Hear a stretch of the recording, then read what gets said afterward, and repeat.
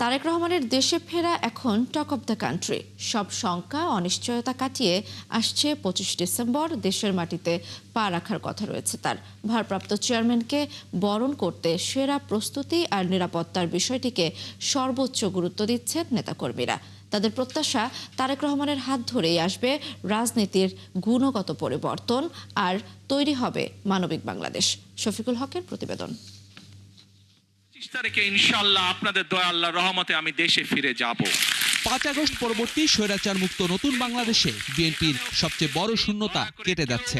দেশে ফিরছেন দলটির কাণ্ডারি তারেক রহমান। বাংলাদেশের জনগণ পরিবর্তন চায়। এখন রাজনৈতিক মহল সহ সব জায়গায় এখন আলোচনা এই একটি নাম নিয়েই। বেগম খালেদা জিয়া মিথ্যে মামলায় কারাগারে যাওয়ার পর থেকেই এতদিন ভার্চুয়ালি বক্তব্য দিয়ে নেতাকর্মীদের দিক নির্দেশনা দিয়েছেন দলের এই হাইকমান্ড। তবে এবার তার অবসান হচ্ছে।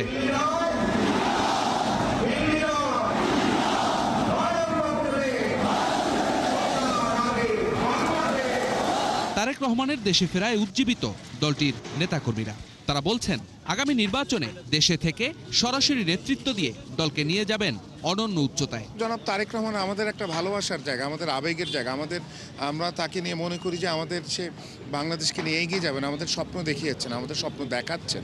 বিএনপির ভারপ্রাপ্ত চেয়ারম্যান হিসেবে নয়, উনি যে এই দেশকে নেতৃত্ব নিয়ে দেশকে এগিয়ে নিয়ে যেতে পারবেন, সেই ধারণাটা মানুষের মাঝে উনি তৈরি করেছেন ইতিমধ্যে। স্বৈরাচার মুক্ত বাংলাদেশে তারেক রহমানকে বরণ করে নিতে অপেক্ষায় দলের প্রতিটি কর্মী।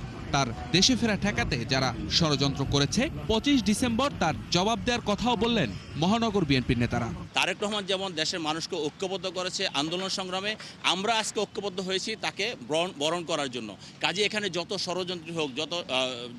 ষড়যন্ত্রী হোক সমস্ত ষড়যন্ত্র নস্যাৎ করে বাংলাদেশের প্রতিটা মানুষ তারেক রহমানকে বাংলাদেশের মাটিতে দেখতে চেয়েছে এবং ইনশাআল্লাহ সেটা 25 তারিখে বাস্তবায়ন হবে। আমাদের নেতা যেহেতু 25 তারিখে আসছে, একটি মানবিক রাষ্ট্র গঠন করবে, একটি মানবিক সমাজ ব্যবস্থা গঠন করবে, ইনশাআল্লাহ বাংলাদেশ সফল হবে।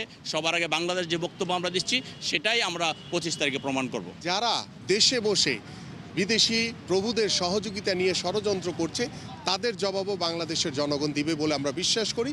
এবং 25শে ডিসেম্বর আমরা আশা করছি যে শুধু ঢাকা মহানগর না, সারা বাংলাদেশ থেকে বাংলাদেশ জাতীয়তাবাদী দলের সকল নেতৃবৃন্দ এবং সাধারণ মানুষরা আমাদের প্রিয় নেতাকে এক নজর দেখার জন্য, গণতন্ত্রের এক অনন্য প্রতীককে স্বাগত জানানোর জন্য, বরণ করে নেওয়ার জন্য সকলে আমরা প্রস্তুত রয়েছি।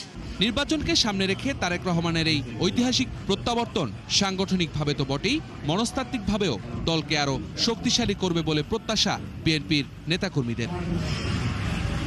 শফিকুল হক, ৭১, ঢাকা।